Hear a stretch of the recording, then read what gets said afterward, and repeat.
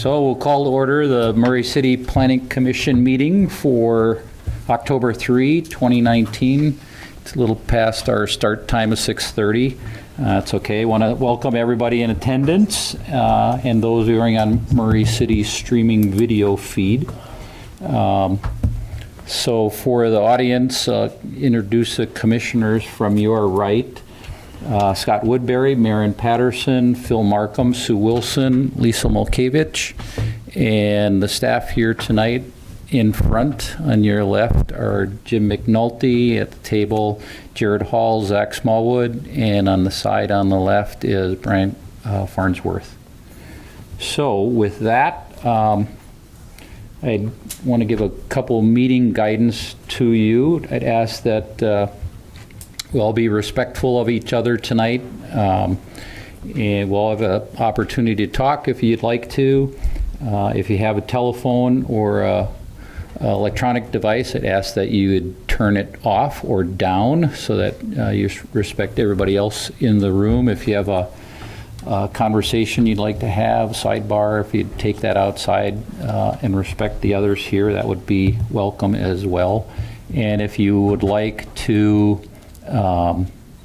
present, talk, ask that you come up to the microphone, provide your name and address for the record, and those that are wanting to present would give you 3 minutes to present for yourself, and if you're presenting for a group, we give you 5-minute opportunity. So with that, we've got a pretty long agenda, but thank you for the applicants and the staff. I think we should be pretty smooth and go pretty quickly. So item number 1 on the agenda is approval of minutes from our September 5th, 2019 meeting. And I ask the commissioners if they've had an opportunity to review those and have any corrections, comments, or look for a motion for approval. Mr. Chairman, I'll make a motion that we approve the minutes from the September 5th, 2019 Planning and Zoning meeting. All right. Is there a second? I'll second that motion. Any discussion? All in favor, say aye. Aye. Aye. Any opposed? All right. Motion passes. Second item, conflict of interest. Any of the commissioners have a conflict of interest? No. No. We have the items on the agenda. All right. Good. And third item, approval of findings of fact. There are 2 findings of fact. Have the commissioners had opportunity to review those? And if so, take a motion for approval. Mr. Chairman, I'll make a motion to approve the findings of fact for Second Chance Thrift Store located at 153 East, 4370 South, unit number 18, and for the Dixon Accessory Dwelling Unit located at 1063 West Aaron Park Circle. All right. Motion, is there a second? Second. Any discussion? All in favor, say aye. Aye. Any opposed? All right, motion passes. And we'll move on to item number 4, which is the KNIGHTON Accessory Dwelling Unit requesting approval for a conditional use permit to allow an accessory dwelling unit to be located at the property address 6530 South Rothmore Drive. And Zach Smallwood's going to give our presentation. Is the applicant here this evening for that project? Okay, we'll have you come up in a little bit if you'd like. Thank you, Commissioners. Like you had stated, this is a request from LANOR KNIGHTON to construct an accessory dwelling unit at 6530 South Rothmore Drive. It's just south of 6400 South, located approximately right there. It's in the R18 zone, and accessory dwelling units are a conditional use in the R18 zone. So they are allowed as long as it comes before this body. This is the applicant's site plan, as you can see. So as part of the accessory dwelling unit, there are a couple conditions that are standards of review that we look at. One of those is that they, in addition to the 2 off-street parking stalls that they must have for their home, for the dwelling itself, the accessory dwelling unit requires an additional 2 off-street parking spaces. So staff has determined that here in the driveway that would be adequate, and as well as there is a long cement path here that would also satisfy that requirement. It is located in the basement of the home. This is just kind of a rough floor plan of the main area of the home. There's a basement entry. You're looking, so north is on your right-hand side. So there's a basement entry here.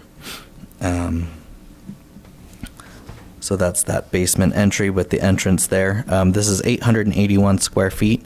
Our ordinance allows up to 1,000 square feet or 40% of the main dwelling, whichever is less.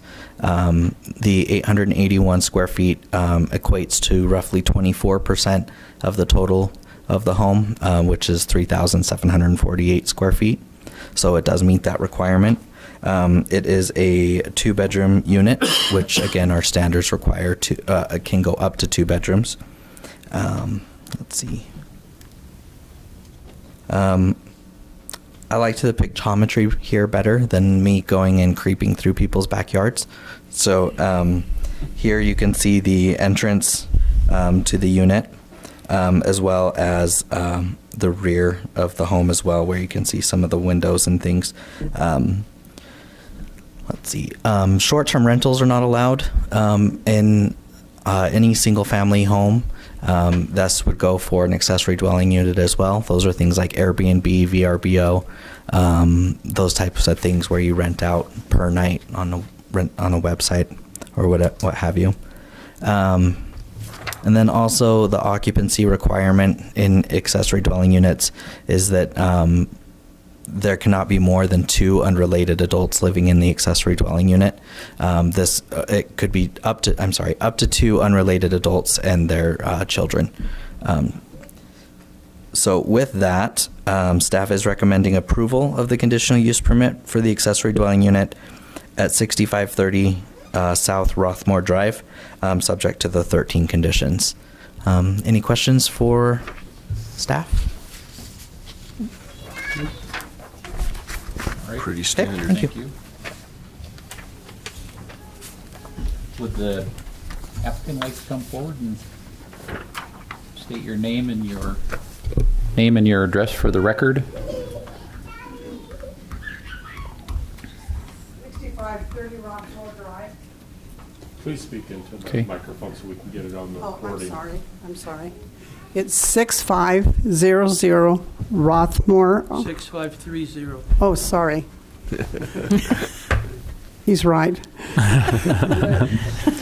And now it's recorded, so. The only time Yeah, you're going to be right. 6530 Rothmore Drive is what it is. All right. ROTHMOOR Thank you. Drive. Have you been able to review these conditions for Yes, approval? we have looked at, yes, we have. Are you able to comply with them? Yes, the only thing we haven't gotten done yet is the fire alarm things, but I have an estimate and everything all set up for that. I just needed to make sure I should go ahead, that's all. Excellent. We want to make sure we get the code. All right. Do you have anything else to add for the commissioners? No, Add it's to a the staff lovely report? place. It was, when we moved in, it was an in-law apartment already, and so we've had enough grandchildren coming and going. It's time that we let everybody else share the joy. Excellent. All right. Well, thank you very much. Thank you. Now what? Now you can sit down and we'll open the meeting for a public comment period. And I will do that. I'll open the meeting for public comment. Does anyone have public comment regarding this agenda item? All right, that's fine. I will close public comment and bring it back to the commissioners for any discussion or a motion. Mr. Chair, I'd like to make a motion that we approve the conditional use permit to allow an accessory dwelling unit at the property address 6530 South Rothmore Drive, subject to the 13 conditions. I'll second.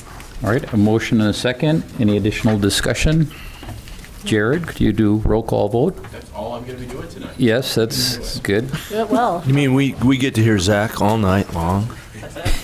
Commissioner Thornberry, Yes. Commissioner Woodbury, Yes. Commissioner Markham, Yes. Commissioner Wilson, Yes. Commissioner Milkevich, Yes. Commissioner Hacker. Yes. All right, so the motion passes. Congratulations and good luck with your accessory dwelling unit. All right, thank you. So we'll move You can on. go. Yes, yes. And that's all. Yes, Yes, you can. the rest of the meeting will be boring. Okay, maybe not. Unless it's their item, then I'll be excited. All right, agenda item number 5, hidden treasures. Requesting approval of a conditional use permit to allow the operation of a secondhand thrift store on the property located at 284 East, 4500 South. And is the applicant here for that? Okay, excellent. We'll have you come up in a little bit. And Zach will give us staff report again. Great, thank you, guys. This is a conditional use permit application for a secondhand thrift store. Those are conditional uses. It is located on 284 East, 4500 South. This is Atwood Boulevard, if you're familiar with it, and 4500 South here. I apologize, this map hasn't been updated yet, but it was recently rezoned to CD, which is our commercial development zone. So that would be a nice bright red for you. This is the 3 floors. It's a 4,300 square foot building. It was originally designed as a single family home, but has since gone through changes as 4500 South has developed some office uses to the east. The most recent I could find was a nail salon back in mid-2000s, was the last business that was actually had a license there. So they are coming in and wanting to do a second-hand retail establishment here. So this is the proposed site plan. It does have the, I apologize. So they have provided 15 parking stalls. The ordinance under which we operate typically requires 18 stalls, but it does give the authority of the Planning Commission to accept them as they are, because there's just not an easy way for me to add stalls onto the property. It's constrained there. So we are suggesting that the Planning Commission accept that, as well as these parking standards are usually made for more busy, kind of big boxy retail establishments. That's kind of what we typically see. Let's see. So there were, I decided to show a number of pictures. This was the pictures I provided at the rezoning. This was earlier this year. There were some items on site that needed to be cleaned up. There were some items left on just kind of in the backyard area, or what would be considered the rear yard area of it, as well as the landscaping. These were as today. It has the landscaping side has been picked up quite a bit. It still doesn't quite meet ordinance, so I would ask that the property owners work with staff to bring that into compliance. And then also, it's not in the staff report, but I would like, if you guys feel so inclined, that that we put a condition on for no outdoor storage. There seems to be a lot of outdoor storage for this property, and I'd like the commission to discuss that and see if that's an appropriate condition to place on there. So with that, staff does recommend approval of the conditional use permit for the property at 284 East, 4500 South, for the secondhand retail store, subject to the 8 conditions laid out, and potentially the 9th if you guys decide that you'd like to add that one as well. Any questions I can answer for you? I have one. Sure. Zach, regarding the parking. Sure. I mean, I know I'm not an architect, person. I can't say whether there is or isn't room. Sure. But, I mean, is that something that the city looked at, the engineer or someone, and said, maybe if we reconfigure it, or, I mean, we're often such sticklers for these things, and now in this case, it's kind of like, well, there's not enough room, so we'll just let it go. So I just want to make sure that all different options have been looked at, so we Sure. can be consistent across all applications. Sure. So that's more of my question, I guess. And we typically don't do, city staff doesn't do site design for applicants. So, but just looking at it and looking at the constraints on the site, there just doesn't seem to be enough room there. You could, I'm trying to think of a different way of possibly doing this. Diagonal parking. That's the other one. Okay. I mean, the one you just showed, the little design, that looked like it had a few more. Are those the three? So I guess there's 15 at the back. Or is there 12 at the back, and then the 3? Yep. Okay. Yep. I mean, I agree. I'm just more of, I want to make sure that we make every effort to be consistent. Sure. You know, and I know we usually do, but I just want to make sure that that's the case. Exactly. And yeah, and I did consult with Jared and made sure that this was an okay approach to take before we took it, because it is constrained. Sorry, everything went off.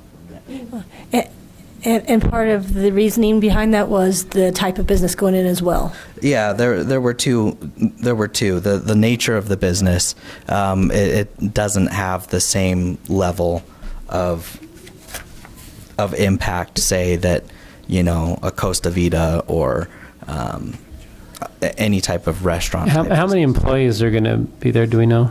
I believe it's just her and her husband. Okay, so just a couple cars. Okay. And I know that it is striped for there is one for ADA, so I know Yes. it's covered. I just, again, want to make sure that we've looked at all the options and we're consistent. For sure. Thank you. All right, any other questions for staff? All right, thank you. Thanks. Would the applicant please come forward? If you'd state your name and your address for the record, please.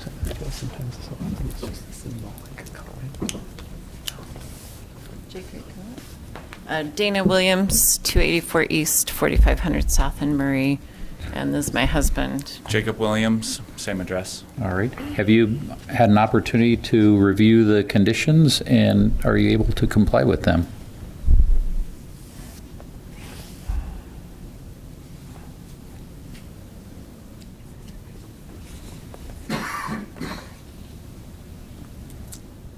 Yep.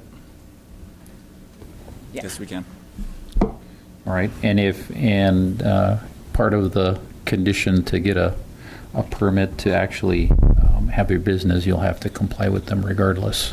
So, all right. Do you have any additional information you'd like to provide to the commission other than the staff report? Just addressing the parking, I can't see that we would need any more parking. We're probably going to only have 1 or 2 people coming to our store at a time. It's just a little vintage antique shop, and we're not going to be swarmed with. That'd be nice, but I don't think that's going to happen. It's just not likely, not reality. So really, I can't see, other than our cars, having more than a few clients there at a time. We kind of touched on it. You're the only 2 that'll be selling. Yeah. As far as employees. Just renting the shop, yeah. Okay. At some point we might take on 1 employee, but it's just a small operation, family owned, operated. Right. And as far as the outdoor storage, we do everything from estates to storage units, and a lot of times we'll take everything, or we'll have donations. So we do have a section that we use to temporarily put metal recycling that then we take to metal recycling within a day or 2. So we do need to be able to do that. We don't, I mean, if we need to, I don't know, put some sort of building to contain it or fence it in. But we do need a place to be able to, things that aren't functioning, to take to metal recycling. All right. Okay, good. Thank you. Comments? I would just like to say, in light of the concern with the parking, I think that even it emphasizes the need to not have the outdoor storage, in my view, because it does take up parking area.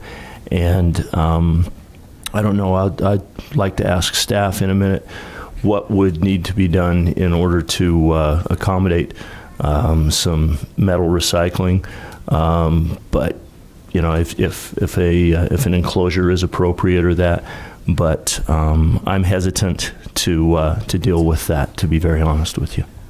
Or Commissioner Markham, define the time frame. Something sitting there for 8 hours is okay, 3 weeks is not. Well, I don't know. Then it's very, very difficult to enforce and monitor, and this was a concern that was brought up when we originally discussed the rezoning of the property as well with neighbors, and so I am concerned about that. So it actually doesn't take up parking. It's over where the we put it all over by where the white enclosure for a dumpster is. And so it doesn't take up extra parking. It's just put over where a dumpster would be. Mm-hmm. And then we remove it as soon as we can. So do you not currently have a dumpster? Is there not one there? No, we take out our own garbage. Okay. We take out, so we run to the dump all the time. And so we don't need a dumpster. We do our own dumping and our own metal recycling. Okay. I mean, well, I guess go ahead. Sorry, we could take the metal and the appliances to the landfill the day we acquire them, but we're trying to be environmentally. Our concern is that we'd be throwing away a lot of, it'd just be wasted. Yeah, it'd just be in a landfill. And so mostly what we have is stoves and refrigerators. Mm-hmm. And with the refrigerators, because of the Freon, they have to be properly disposed of. Right. So we have a deal with a company we can take them to, but it's more economical for us to take everything. 8 of them at a time versus one refrigerator at a time. Right. So, I mean, we're willing to work with you guys and do whatever we need to. Well, I guess like Commissioner Markham said, I'd love to hear what staff says maybe after you sit down and we have some public comment. If you're not using the dumpster, is that an area that's sufficient for a designated outdoor storage area? But I'll defer to staff when they can come address it later. And sorry to interrupt. Oh, you're fine. We want to block it off either way because we want it to look nice, because we have a lot of high-end clients that come and shop because we sell a lot of really expensive antiques. So we have an incentive to, once the store's open, we have an incentive to make the place look nice already. So we're just kind of preemptively letting you guys know that's a thing. That area is for a dumpster, and then it's just kind of a wasted area with a tree. Mm-hmm. And we were just thinking of fencing that whole section off just to kind of contain the metal recycling. Actually, it might be better to we've thought about several options, but just having an enclosed trailer there, we could just purchase another one and just have one that's there, so that when we do come in, we can just load all of the appliances into that enclosed trailer, and then once it's full, we hook it up to a truck and we take it away. That might be the best option, because then we're doing less work, we're also making less noise because we're not having to unload the appliances and then reload them again when we come back to reload them. And so it would be parked in that area that's unusable for parking. Right. And the trailer would be between 14 and 16 feet long, and I don't think it's really going to encroach on that parking if we remove that dumpster area and we just put it in that back left corner. All right. So we'll get some additional ideas from the staff before we're finished. Jacob Williams. Okay. Thank you. All right. Thank you very much. Oh, okay, great. Yeah. Thank you. Okay. He did it. Any questions for me anymore? No, I think we're good. Thank you. Thank you. So I will open this meeting for public comment regarding this agenda item. Anyone has public comment, I'd ask you to come forward to the podium. Seeing none, I'll close public comment period and bring discussion back up to the commissioners for discussion. I would like to get some input from staff concerning the outdoor storage and, what we can and cannot say we would like to see as far as, an enclosure, a trailer, a prohibition, all of that. Yeah, so if the commission finds it acceptable, we would be okay with if they wanted to potentially enlarge the enclosure area for a dumpster. I'm not sure, is there, Jared, if you'll remind me, is there any reason why a trailer couldn't be stored?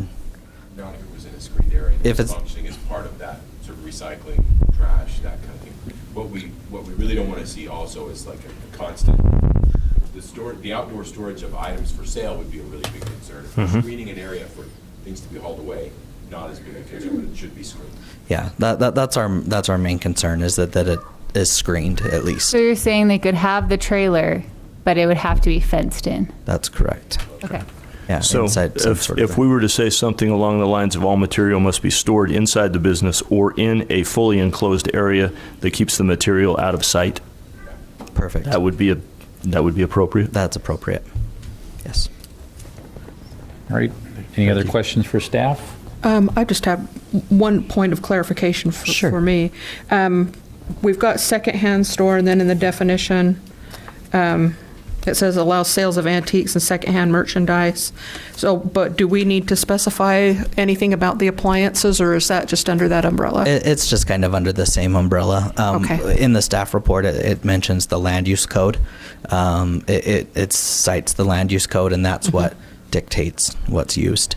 Okay. And that, I believe, just says secondhand merchandise. Okay, thank you. No problem. All right. Anything else from commissioners? No. All right. I'd ask Thank you. for a motion. Mr. Chairman, I'll make a motion that the Planning Commission approve a conditional use permit allowing for the operation of a secondhand retail shop within the CD zone on the property located at 284 East, 4500 South, subject to conditions 1 through 8 as stated in the application, with the addition of a 9th condition that shall read, all material must be stored inside the business or in a fully enclosed area that keeps the material out of sight. All right. I have a motion. Is there a second? I'll second that motion. Any additional discussion? Jared, would you call a roll motion or a roll vote, please? Mr. Markham. Yes. Ms. Milkevich. Yes. Ms. Wilson. Yes. Ms. Patterson. Yes. Mr. Woodbury. Yes. Mr. Hacker. Yes. All right. Motion passes. That's good. So we added a condition for you, and please work with the staff, and we can get your business into Murray. Thank you. All right. Item number 6, Fight City. Requesting approval of a conditional use permit to allow a fitness facility to be located at the property 4671 South Cherry Street. Is applicant here for that? All right, we'll have you come up in a little bit, and Zach Smallwood will give us staff report. Great. This is a conditional use application for a fitness facility. These are allowed with subject to a conditional use permit. So we've done a couple of these in the MG zone so far. So it's located here off Cherry Street on 4671. They're located roughly there, kind of this middle unit. It is in the MG zone. This is kind of a site plan where they show the parking that is available to them. As you can see down here, maybe not. 11 spots down here, and then an additional 7 spots up here. The applicant, in your packet, the applicant has provided a letter from the property owner stating that they do have access to those additional parking stalls during after hours. The applicant has stated that there won't be more than 15 students per class. I'm not putting a limit on that in the conditions, but he stated that there shouldn't be more than that. The parking that is required by the Institute of Traffic Engineers states approximately 10 for this type of use. 18 are provided. So I think that he has adequate parking for that. As you can see here, there's 2 offices, 2 restrooms, and then it kind of opens up to pretty much an open mat space with dumbbells, weight machines, etc. Then there is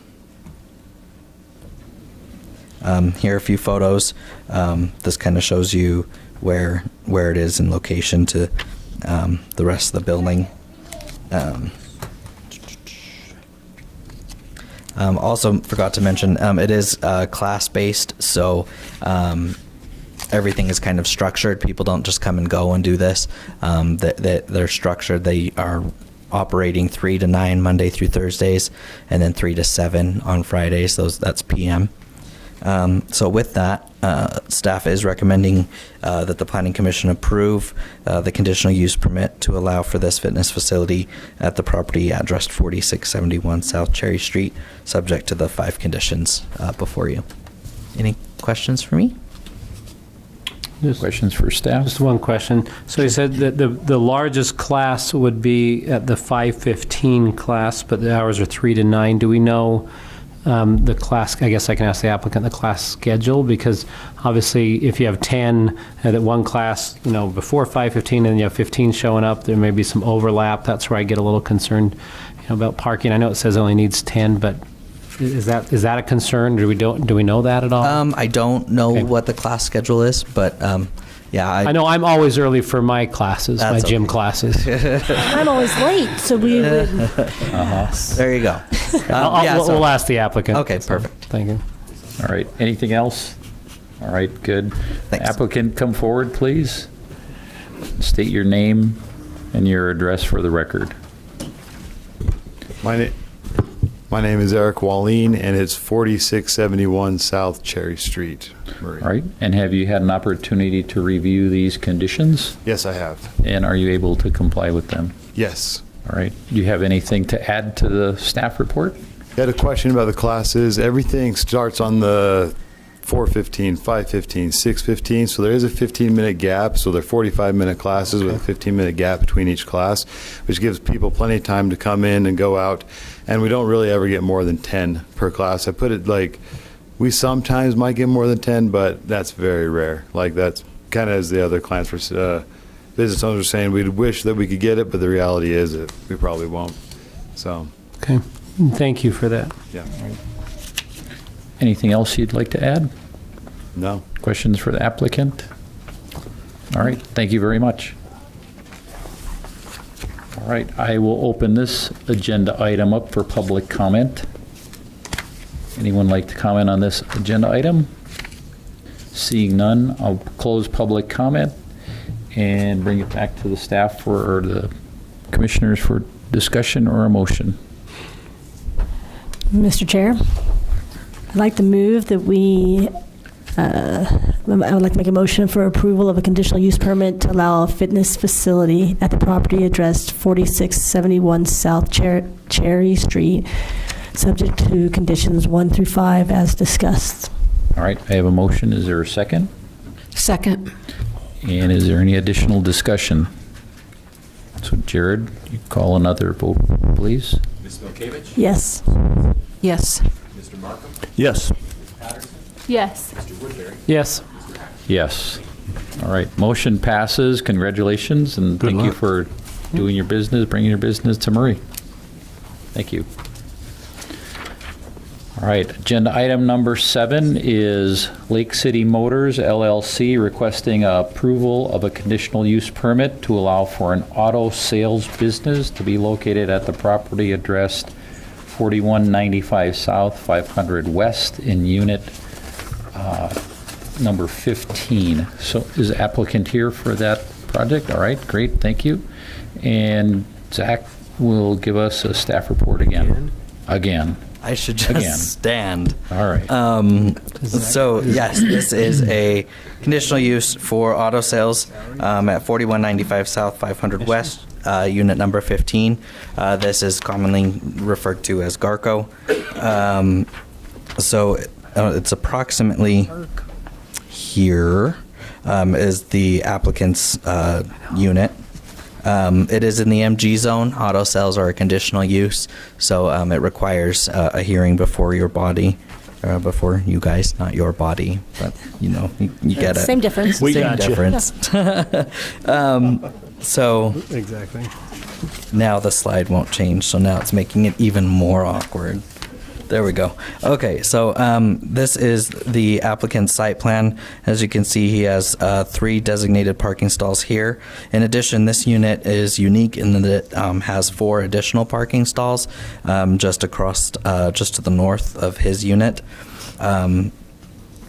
This is a standard unit in Garco. It's 900 square feet. Let's see. We will require an ADA space be striped by the property owner.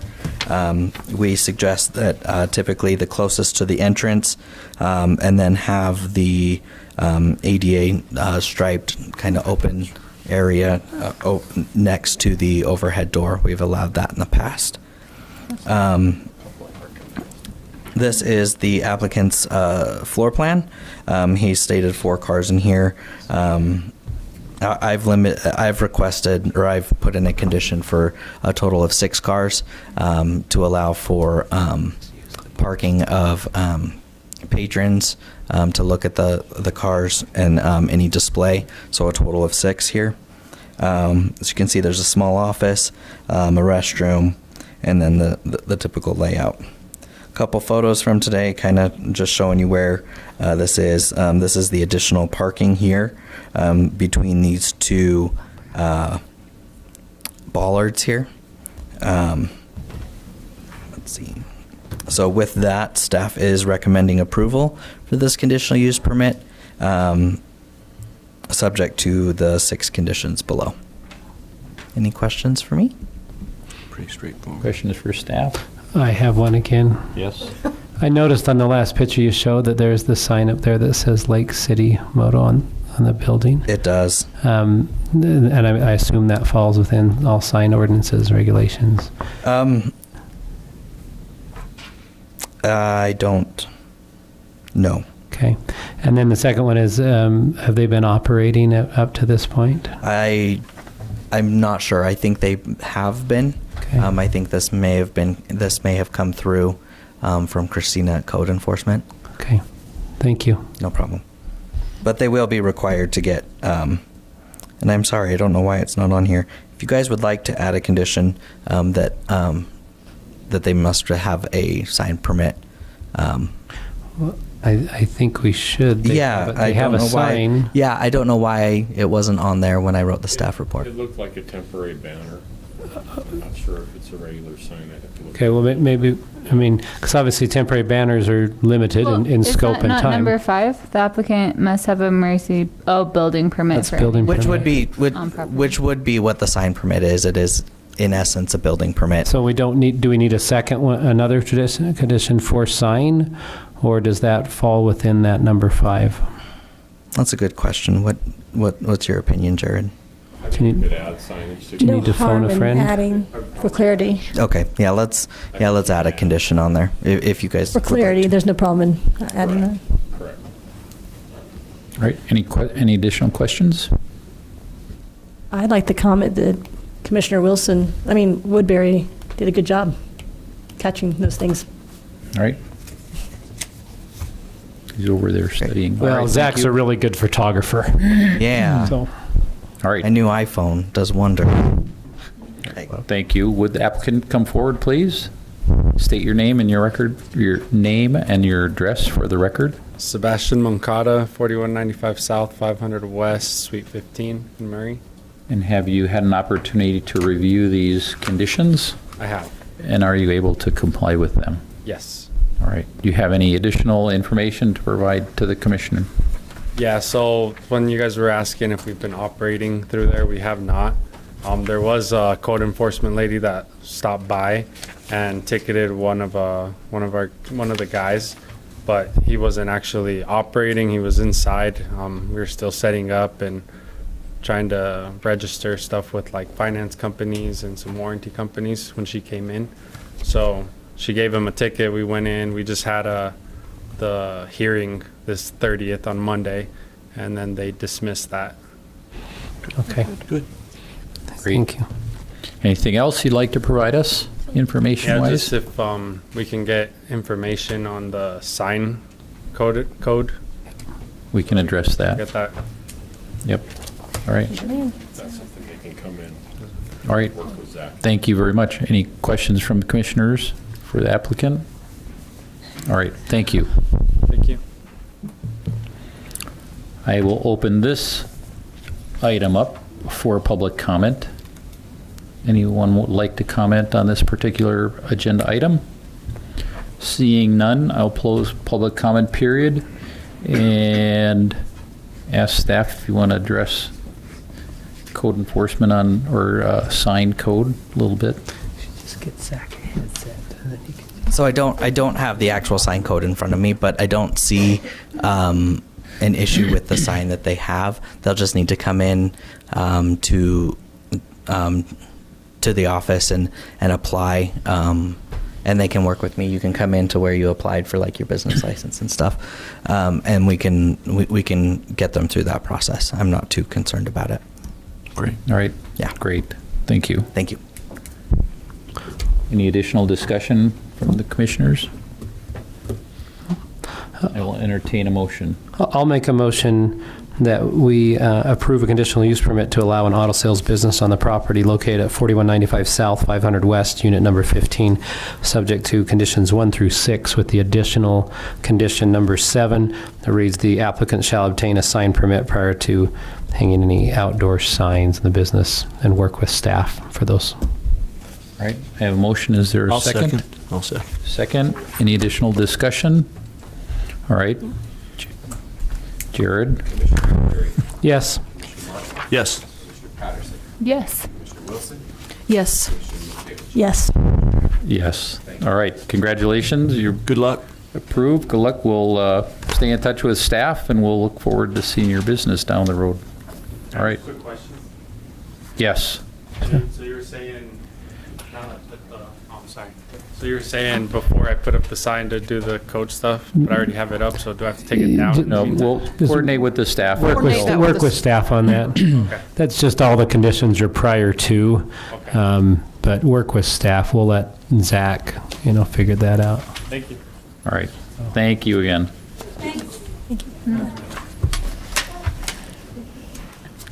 All right. Agenda number 8. WYNWOOD Phase 1 Subdivision Amendment, requesting approval to amend multiple lots on a recorded subdivision on the properties located at approximately 6640 South, 700 West. Applicant here for that one? Yep. All right, good. And Zach is going to give us another staff report. Yeah. Only a couple left, Zach. Starting to get dizzy. I'm spinning. You getting around. paid by the word tonight, Zach? That would be awesome. I wish. You haven't heard the rate yet. No, I have. Oh, that's true. So this is not a conditional use permit, so we're done with those. This is a subdivision amendment that will be affecting affecting 10 lots at the address approximately 6640 South, 700 West. For the record, it's lots 155, 156, 157, 160, 161, 162, 3, 4, 166, and 167. It's located here just off of 7th West, kind of between Swinley Drive and Ellerston Drive. Those are already in. Just when this was taken, it wasn't in yet. It's in the R16 zone. This amendment will not affect the size of the lots to the point that it would create non-conforming lots at all. 6 of the lots actually grew, and 4 shrank. So this is the existing plat as it sits now. And then it's just very minute changes here, just tens of square feet, not much at all. So we are recommending that the Planning Commission approve the WYNWOOD Phase 1 amended subdivision for those lots that I stated earlier, subject to the 7 conditions. And I will add a caveat that number 7 has been provided to the city, just so that you guys know. All right. Any Thank you. questions or comments? Questions for staff? Come on, Scott. All right. Give me one. I don't We're get good. paid by the word. No, that's all right. Okay. Thank you. Yeah, thanks. Applicant, come forward and state your name and your address for the record. I think this is under par. Jacob Ballstead, Garbett Homes, 273 East North Capitol Street, Salt Lake City, Utah. Sorry, it's corporate address. Got it. All right. And have you had an opportunity to review the conditions for approval? Yeah, I was just looking at those as he was talking, and they're all really straightforward. I'm sure I've seen them. I don't have any issues with any of them. So, yeah. And are you able to comply? Yes. All right. And number 7's already been complied with. Yeah, that's the really only one that's like not like going to happen no matter. Actually, yes, it's done. All right. Would you like to add anything to the staff report? No, thanks, staff. Thanks, Planning Commission. Thank All right. you. Yeah. Thank you. Yeah. I will open this item for public comment. Any public comment regarding this agenda item? Seeing none, I'll close public comment period and bring it back to commissioners for discussion or a motion. Well, do you want it, Sue? Oh, sure. You were going I don't want you to have all the talking tonight. well, yeah. I'd like to make a motion that we approve the WYNWOOD Phase 1 amended subdivision for the properties located at approximately 6640 South, 700 West, lots 155, 156, 157, 160, 161, 162, 163, 164, 166, and 167, subject to conditions 1 through 7, with 7 having already been met. I'll second that motion. I have a motion and a second. Is there any additional discussion? Jared, will you call a vote? Yes. Yes. Commissioner Markham. Yes. Commissioner Patterson. Yes. Commissioner Woodbury. Yes. Yes. All right. Congratulations. We look forward to watching construction. Thanks. Moving right along, item number 9 on the agenda, Callaway View Subdivision, requesting final subdivision approval for an 11-lot, single-family residential subdivision on the property located at 1104 West Winchester Street. The applicant here for that. Good. And unfortunately, or fortunately, Zach will provide another staff report. I see how you are. You're really I like tired it to of move meeting. around a little bit. I even like it when Jim gets up to speak. So. I'm waiting. Great. So this is a final subdivision review for the Callaway View subdivision. At the meeting on September, 5th now, we reviewed the application for preliminary, and you guys you approved that. And so they were pretty much done with the items at that point. So this is just going over everything as well. So this is the existing lot as it sits now. It was rezoned to, and I apologize, I don't remember, R16. And same general stuff. It's the 11 lots here off of Callaway View Court, which is a public street. And let's see. The only major concern, not even major concern, we are recommending approval for the final subdivision. However, on item number 3, I had talked to the applicant prior, and if the staff, or I apologize, if the Planning Commission finds it agreeable, if we could remove the word vinyl from that so that he could put in he is proposing a wrought iron fence along that back side. So as long as there's fencing there, that's all that that planning staff is concerned with. Great, thank you. Any questions for me? Questions for staff? Okay. All right. Thank you. Thanks, Zach. Yep. The applicant, come forward. State your name and address for the record, please. My name's Corey Nielsen, 1583 East, 6670 South. And have you had an opportunity to read the conditions for approval? We have, yes. And are you able to comply with those? Absolutely. And do you have anything in addition to add to the staff report? I don't, just the wrought iron fence. We looked at that after and would love to do that on that far north side and east side. All right. Well, I don't think vinyl is a great idea around a golf course anyway, to tell you the truth. It's a bit of a challenge for people, even though they shouldn't be hitting that way. It's, let's see if we can put one through. I don't. Dented fence. All right. Any other questions? The hole in one. Could be. All right. Thank you very much. And we'll open this item for public comment. Does anyone have comment regarding this agenda item? Seeing none, I will close public comment period and bring discussion up to the commissioners for discussion or a motion. Mr. Chair, I'd like to make a motion that we approve the final subdivision for the proposed Callaway View subdivision on the property addressed 1104 West Winchester, subject to the 4 conditions with the change to condition number 3, striking vinyl from the condition. I have a motion. Is there a second? I'll second. Motion and a second. Is there any additional discussion? Jared, one more roll call vote, please. Ms. Patterson? Yes. Mr. Woodbury? Yep. Mr. Markham? Yes. Ms. Wilson? Yes. David? Yes. Mr. Hacker? Yes. Thank you. All right. Motion passes. Congratulations. We'll watch construction over Look there. forward to seeing those pop up. And a good steel Make the fence. window strong. I got a bad slice. So. All right. Agenda item number 10 Afford to go golfing. is 5729 Cottages, requesting preliminary and final subdivision approval for a 2-lot, single-family residential subdivision on the property located at 5729 South, 700 West.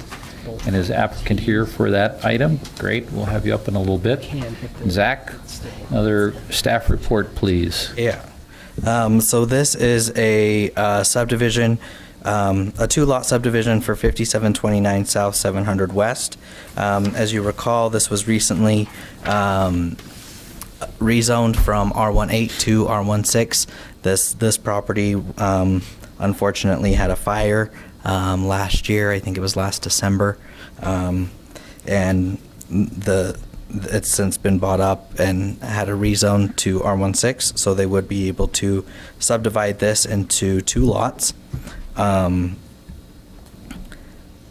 Here is the subject parcel. Let's see, approximately the 2 lots are approximately 7815 square feet. That's the one that faces Anderson and 700 West. It's on the corner there. And lot 2, which is on the east side of the property, is 7,865 square feet. Both well within the 6,000 square foot minimum. They do have a couple changes that need to be made. That they're working with engineering. Some of the PUE lines, I believe, on the rear need to be 10 feet. They're working with engineering on that currently to get that completed. The R16 zone does allow for a front setback of 20 feet. Sides, interior sides are 5 feet, and a corner side yard is 20 feet. And they are showing those here. You can see kind of the building lot, building envelopes there. They are allowed to build up to a max height of 35 feet. And the existing fence is proposed to remain as well. Couple photos of the existing conditions. They did get a demolition permit to clear out the land, so everything is taken care of there. They will be required to install new sidewalk along there as well. Right now, I believe it's just an asphalt base there. On Anderson. They will be required to put in the typical improvements for a subdivision. So with that, staff is recommending that the Planning Commission approve the preliminary and final subdivision at 5729 South, 700 West, subject to the 5 conditions in front of you guys. Any questions for me? Questions for staff? All right, thank you very much. Thank you. And as applicant, you come forward and state your name and address for the record, please. Yes, my name is Mark Snow, 7777 South, 300 East.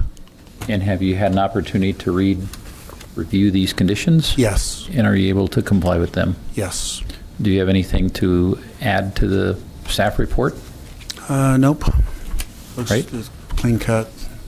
Any questions for the commissioners? I would just like to tell the applicant that I think this is a wonderful project. I think it's important for the neighborhood as well that everything move on from what's transpired there. And I'm very excited to see this take place. Thank you. All right, thank you very much. I will open this item for public comment. Anyone here like to comment regarding this agenda item? Seeing none, I'll close public comment period and bring it back to commissioners for a little discussion or a vote. Motion. I'll make a motion that we approve the proposed preliminary and final subdivision known as 5729 Cottages on the property address 5729 South, 700 West, subject to conditions 1 through 5. Can I second? Oh, go ahead. That's We have fine. 3 of them. Lisa, That's just fine. Commissioner Malkavic. Lisa, it's yours. Okay, I second the motion. Since you just took a vote. The motion and a second. Is there any additional discussion? Do it for formality. All right. Another roll call vote, please, Jared. Mr. Woodbury. Yep. Yes. Ms. Wilson. Yes. Mr. Markham. Yes. Ms. Patterson. Yes. Mr. Hacker. Yes. Thank you. All right, congratulations. The motion passes. Quick question. Are you going to be building those, or are they going to, okay, so they're going to be, you'll be building and houses for sale? Yeah. Okay. Great, My great daughter- project. My daughter asked. Look forward to seeing your project. Thank you. Wait a second, I'm confused. You're All not right. Zach. He gets a little break. I thought Agenda Jared was gonna item be number after me. 11, We'll we're see. getting close to the end.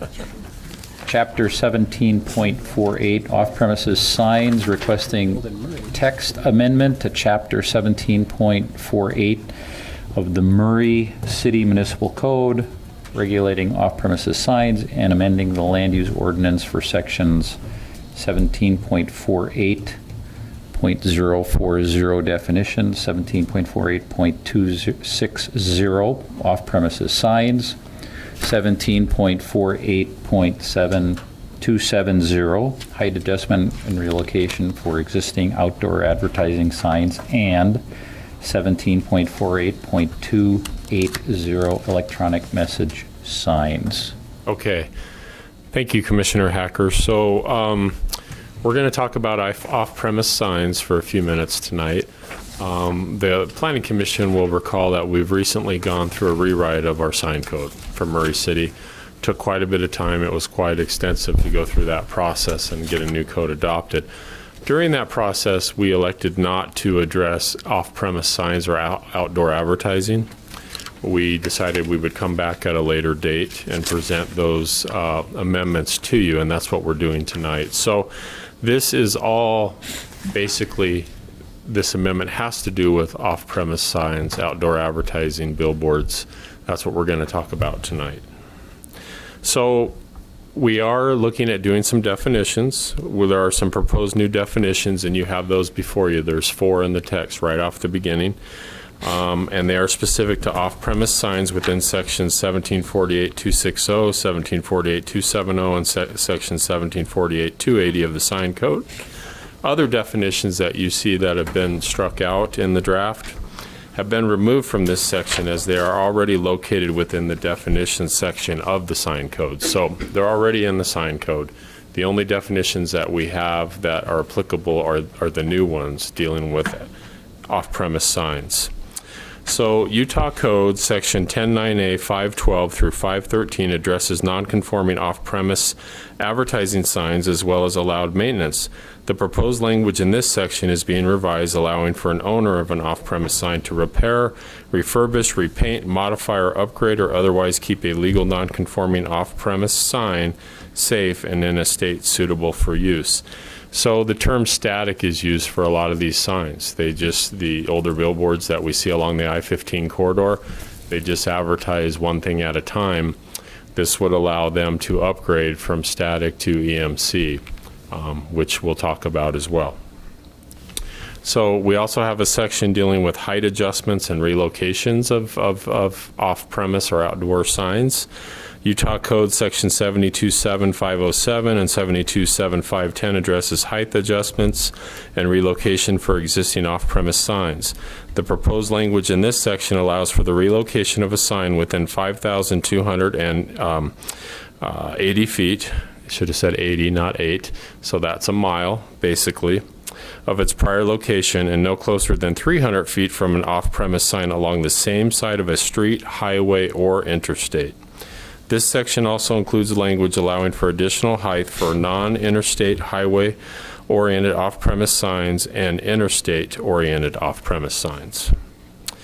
And then we have electronic message center signs, which we just recently put into some of the changes we made for our sign code dealing with the pedestal signs for the mall and other users. In this case, for outdoor advertising, we have Utah Code Section 109A 513 allows for a sign owner to structurally modify or upgrade a billboard. The proposed language in this section allows for an interstate-oriented off-premise sign to have an EMC adjacent to I-15 and 215 without conditional use approval if located a minimum of 300 feet away from a residential use. This section also allows for a non-interstate highway-oriented off-premise sign to have an EMC with conditional use approval if located a minimum of 300 feet away from a residential use. So where we have most of these are on I-15, and there are some examples on I-215. We have some pretty extreme grades on 215 that run through Murray, so not a lot of availability there. But we do also have billboards on city streets. We have them on 53rd South. We have them on State Street. We have them on 9th East. We have them on 13th or Van Winkle Expressway, for example. So there are some opportunities there for EMC, but those will be looked at case by case and will require conditional use permit review, just like a pedestal sign would for a Fashion Place mall, and we'd look at that distance from the homes to the mall. Same type of thing applies here. So we have some findings that we've made. The proposed text amendments are consistent with Utah Code Section 109A 512 through 513. The proposed text amendments are consistent with Utah Code Section 727507 and 727510. The proposed text amendments are consistent with the purpose of Title 17, that's our land use ordinance, and the proposed text amendments are consistent with the goals and policies of the Murray City General Plan.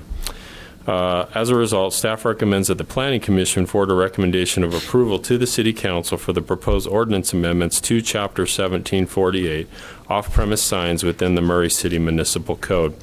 And I just want to say what we've done, myself and Bryant Farnsworth from the City Attorney's Office, is we've just gone through state code, and these proposed changes are what we understand needs to be changed in our ordinance so we can be compliant with state code provisions, allowing for off-premise signs, outdoor advertising, to make these changes that have been put in place, by our decision makers. And that's what we're doing here. We're in no way, shape, or form trying to take anything away. We're just trying to be consistent with state code as we understand it. Thank you. All right. Any questions for staff? I have one small question, just for clarity. Is the 300 feet from a residential area drastically different than what we had before? No, the same? Yeah. No, that's what we have. We came up with that provision when we went through our sign ordinance recently. We also, and let me answer this very quickly. Let me go to the EMC section, .280. It's our understanding, we did research, if you remember, we had an individual come from the Sign Association. He doesn't represent the outdoor advertising industry, but represents a lot of other sign users throughout the United States. And we got into the language about the LED, the LCD, or flipper matrix, which is an old technology, but we got into not exceed 0.3 foot candles over ambient lighting conditions, all of that stuff, if you'll recall. It's our understanding that the outdoor advertising industry is using that same spec, because if it's too bright, it's too much for the cars passing by. It needs to be the right type of light so it doesn't distract them. And so they're using that same spec as Fashion Place Mall would use for their signs, or Southtown Mall, or University Mall, that have all upgraded and redone their sign package or program in the last few years. Any other questions of staff at this time?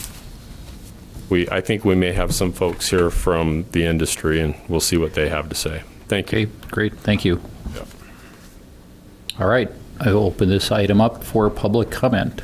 Anyone like to comment? No comments? I will close public comment period and bring this agenda item up for the commissioners for your discussion or a motion. Well, I think that the lack of public comment and the detailed report that staff provided us speaks very loudly to the time and effort put into this, and I think staff is to be commended, because I know that the industry protects their territory very strongly, and if this had any deficiencies, we would hear about it. So thank you for being so thorough on this. All right, I'll entertain a motion. I already put my paper away. Mr. Chair, I'd like to make a motion that we forward a recommendation of approval to the City Council for the proposed ordinance amendments to Chapter 17.48 off-premise signs within the Murray City Municipal Code. I'll second. I have a motion and a second. Is there additional discussion? Sorry. Jared? Ms. Patterson. Yes. Ms. Wilson. Yes. Ms. Milkevich. Yes. Mr. Markham. Yes. Mr. Woodbury. Yep. Mr. Hackett. Yes. All right. And I would echo Commissioner Markham's comments. Thank you for the work you put into this. Appreciate it. And this is a recommendation that's forwarded to Murray City Council for their consideration. Right. Agenda item number 12, policies and procedures, amendments regarding deadlines, submissions of materials for Planning Commission meetings. I'm back. Zach, this is your last opportunity. Yeah. You're not Susan. I'm not Susan. No. So, if you guys remember, on August 1st, the Planning Commission had a discussion on providing items or providing material to you guys at public hearings, such as detailed reports, kind of annotated images, things like that. And if you guys actually, regardless if you look at them, if you accepted them, they could become part of the record, and any appeal that could be taken into account without your guys' review. So we had a small discussion on having a deadline on accepting documentation. So staff has come forward with your guys' recommendation, a 1 p.m. 2 days prior. So that'd be 1 p.m. typically on Tuesdays. So if that is, so that this is just amending your policies and procedures. So all you really need to do, this is just a verbal yay or nay type. This isn't a roll call vote. So we are recommending that you adopt the proposed changes to your policies and procedures. I do have a question. Yeah. Yes, sir. I do too. So the 48-hour rule is a lovely rule, I'm sure. is that a minimum 48? Because obviously our 1 p.m., or is this Being just... struck, 48 hours is being struck, so it's 1 PM, 2 days prior to the meeting. Right. But we're just saying, so because it says with Utah code, that's what they recommend, the 48 hours, right? That was just on the cover letter. The Utah Public Notice website recommends, the website requires that events have a 48-hour rule. So what I'm saying is, I know we're striking 48 hours, Right. but we're not going to have someone come back and say you're requiring it more than 48 hours. No. So I reached out to the Utah League of Cities and Towns. Her name is Meg Ryan, just so you guys know. It is, yes. And she, cute. I asked her about it. After and there is no state law requiring a certain amount of time. That's up to you guys. Okay. See, I was under the impression agendas that need to be published prior to a public meeting, it's 24 hours. That is correct. Because I deal with that all the time, with agendas being modified and not meeting that deadline, and so they can't list those modifications. In Exactly, that's correct. So there's no state law requiring a minimum requirement of how much time a citizen can present information. Now, this doesn't prohibit someone coming tonight and in the course of public comment giving us a photograph, presenting a petition, something like that. Is that correct? That is correct. Okay. And that is up to your discretion as well. No, some good points were made to that effect in our previous discussion, and I just wanted to make sure that we were all on the same page with that. Yes, that's correct. Yep. And I just wanted to make sure that our deadline isn't something we're going to have to change in 6 months when someone comes out and says, wait, you guys are outside of this obscure code in the state, and now you have to honor that. Got to be willing to change, Scott. And if I'm a stickler. I want to pass it once, get it right, and move on to the next issue. I want to move on to small homes and chickens and bees. There you go. Tiny homes and 4 chickens and bees. Exactly. That's called a coop. Yeah. I think this makes it clearer to the applicant. The amount of time. I agree. What the time frame is. Yep. Yes. And I think it makes it easier for the staff as well. I think it's great. It was just a huge gray area before. It was a huge. It irritated some of us, and others were fine with it. That's all right. We're good. All right. Any other questions for staff? I'll entertain a motion. There isn't a motion. Well, there is. Oh, there is. There is a motion, but Have to there's. make it up, Scott. It's just a. Yeah. To adopt the policies as addressed in the. I'll make what is it in our packet, Phil? Page What is it? no, Oh, the Scott. sleeve. You just Lisa, you got it then. Oh, no, that's all you. No, it's on me. Page 3. Page 3. Please, commissioners. Please. I don't even see it. All right, someone else can do it. Okay, Mr. Chairman, I would like to make a recommendation. A motion. I would like to make a motion that the Planning Commission adopt the changes to our administrative rules concerning the submission of materials for review by the Planning Commission as stated in the presentation to us today. And briefly, generally speaking, it reads, the deadline for submitting handouts and materials by applicants and others is established as no later than 1 p.m. 2 days prior to the meeting. If materials are submitted prior to the deadline and the Commission does not have time to adequately review the material, they may decide to postpone a decision to allow for time to review the material. Staff will make efforts to communicate this requirement to applicants and the general public. I have a motion. Is there a second? I'd love to second that motion. Well stated. It's beautiful, Phil. And is there any discussion? All in favor, say aye. Aye. Any opposed? All right, motion passes, and we'll thank the staff watching the streaming video for their work on this effort. Thank you, Susan. Thanks, Susan. And thank you, Zach, for presenting as this many times. All right.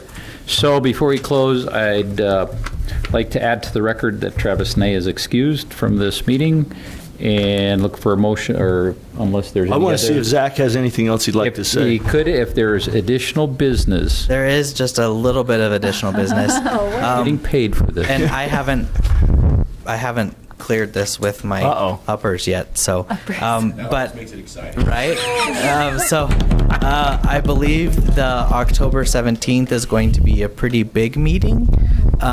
It is. It's going to have City Hall on it, as well as MCCD changes.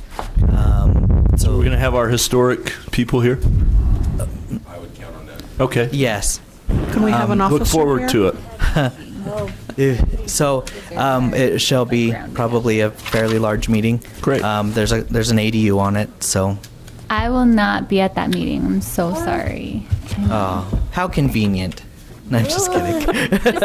Yay! And that meeting is on the 17th? Yes, 17th. 17th. And can you talk for a minute about the 24 October training? Yes.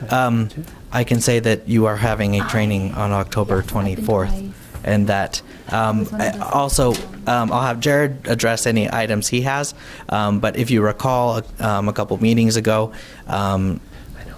keep kind of looking over your packets and finding out what's useful, what's not so useful. What I'm trying to do, my goal here is to get these packets posted online.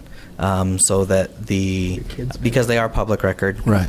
People can request them, but I'd rather be transparent and provide them online. A lot of other cities do that. Excellent. So I would like to move towards that goal. There are a couple things that I should probably have removed from the packets, so we can have that discussion on the 24th. Okay. So, but keep an eye on things that you'd like to see, or that you'd like removed, or whatever. You know, I do think it would be very, very nice to have these online. You know, like I said, for work, I go to a lot of special improvement district meetings and different, boards and things like that. Mm-hmm.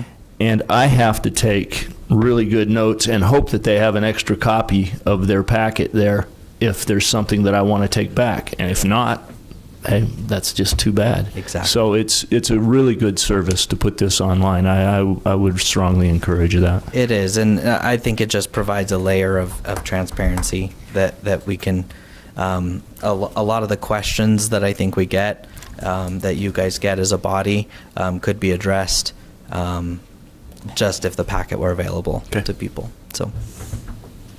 Great idea. And then if Jared has anything else to add. The only thing that I would add is, so be thinking about that for that meeting, because we'll address that in the training meeting as well, and talk about some options that we have and show you guys some visuals and that kind of thing. But also, we have a couple of things we want to do for specific training, but we want to leave in this particular year a lot of open time for just discussion and question and answer. So there's things that are on your mind, things that you want to talk about, whether it's specific projects or potential projects or directions or concepts that you're fuzzy on. We want to leave open time. So if we wind up with everybody nodding their heads and going, everybody loves everybody, we'll get out early. Will this be just planning, or will it be city council as well? Officers as well, but not the city council. Oh, well, it'd be nice to have somebody else there. Yeah, hearing officers will be invited also. Okay. How, one year we did joint training with the council. Did they say they don't want to hang with us anymore? No, it's not really quite, it's not that direct, but no. We did actually talk about maybe doing a direct or joint. Well, I guess the voters showed them. Too soon, so. Especially with potentially two new people coming in. No, not potentially. There will be two. There will be two incumbents lost. It's probably likely that in the summer next year we'll do some kind of joint training. Okay. All right. So Great. For this one, the 24th, it'll just be you guys and the Okay.